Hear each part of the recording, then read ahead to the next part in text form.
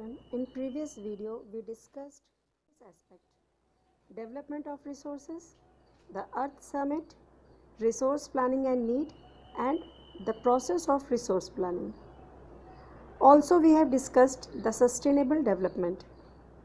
Today, we will continue the chapter resource and development. Children, we have discussed resources. So, as we are using the resources in a very irrational manner, we have to concentrate on conservation of resources. What does the word conservation of resources means? Conservation means use of resources in very judicious manner. Means अगर हमें किसी resource को use करना है, resource minimum use करना है, उसका satisfaction हमको मैक्सिमम मिलना चाहिए. Resources are vital for any development activity.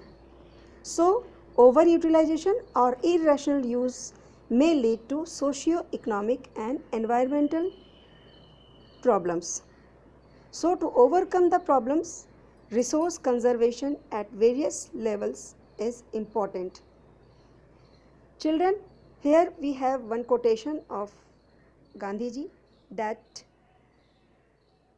there is enough for everybody's need and not for everybody's greed. That means we have sufficient resources for everyone, but it is not for the greed of any individual. We should not concentrate the resources in few hands, as we have already discussed it. According to him, he placed the greedy and the individual and exploitive nature of technology as the root cause of resource at the global level.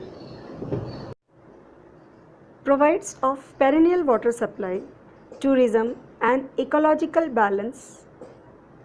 The next one is plateaus. In India, about 27% of the land area is plateau. It possesses rich reserves of minerals, fossils, fuels and forest. Thus, children, we have to use land resources in a very conservative way. Now, the pattern of land utilization.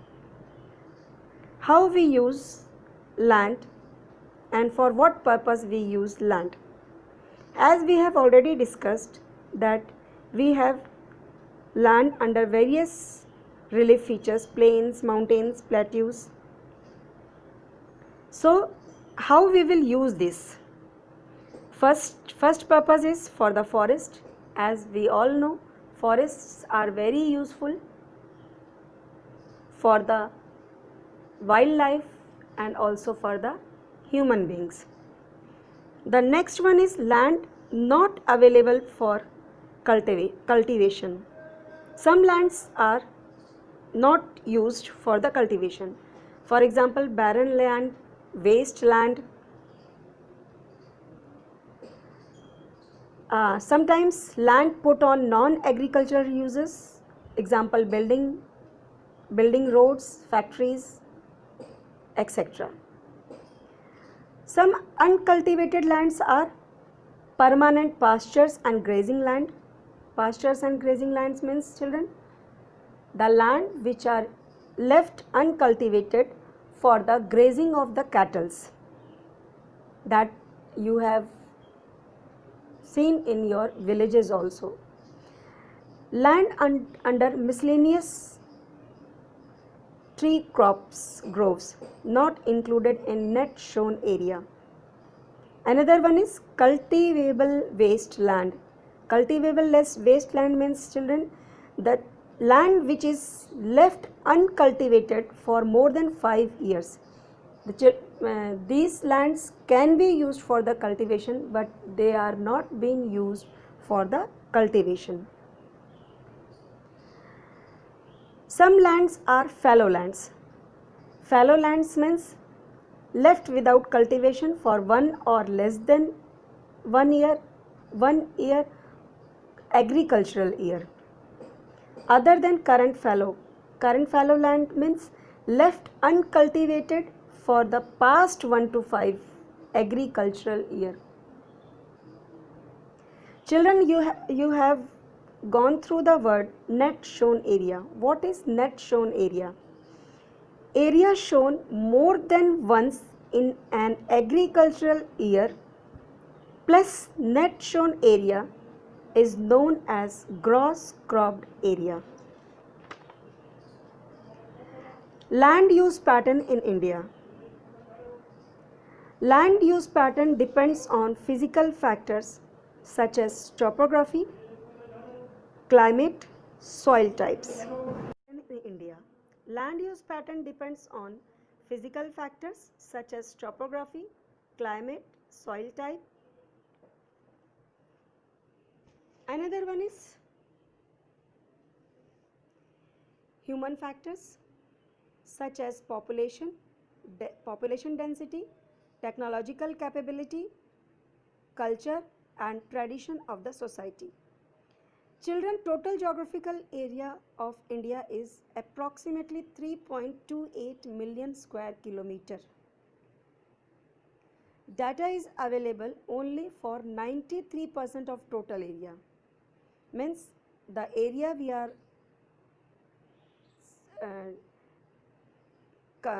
calculating is on about only 93% of area. Land use reporting for most of the northeast states like Assam has not been done.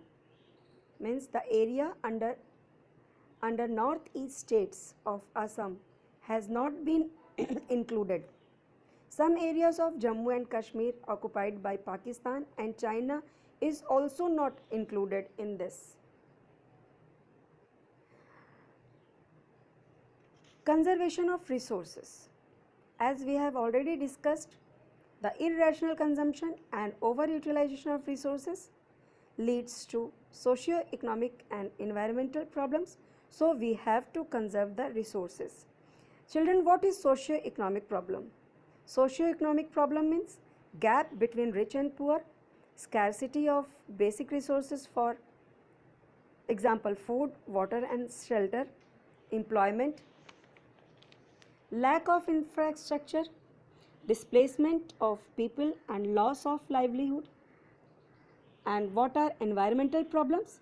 Ecological imbalances, land degradation, ozone layer depletion, global warming, air and water pollution, health problem, etc. Now, how the land has been degraded?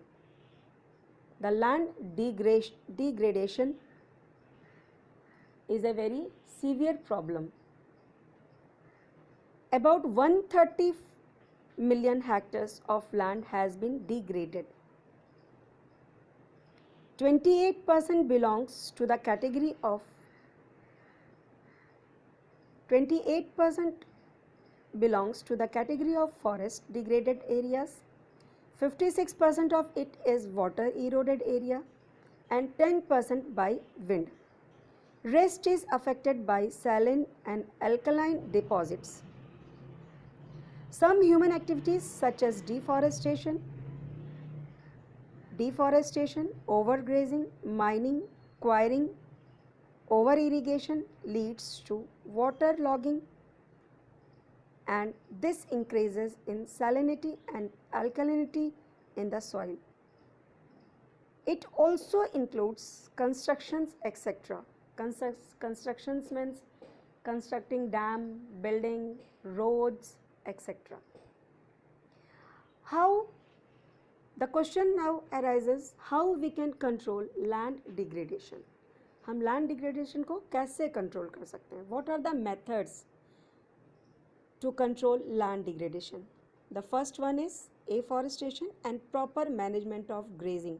Afforestation means planting more and more trees. The second one is planting of shelter belts of plants. Shelter belts means when we use the land for the cultivation or anywhere, we use planting trees in a columns or rows. Control on overgrazing. Grazing area है वहीं पर cattle grazing के लिए रखना चाहिए, बाकी places पर grazing को कंट्रोल करना चाहिए.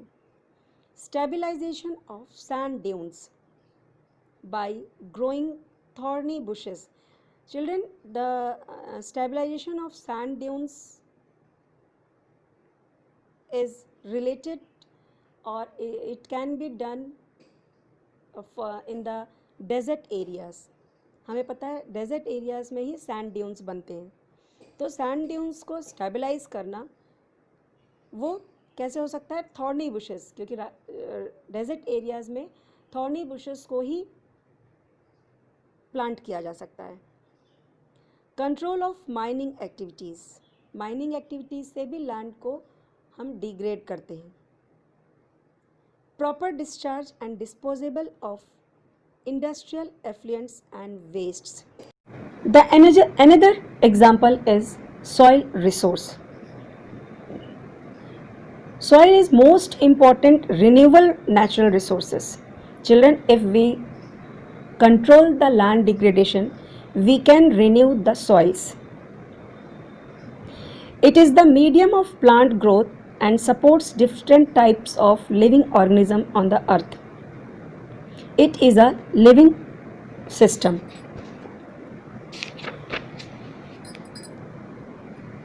Here we have soil profile.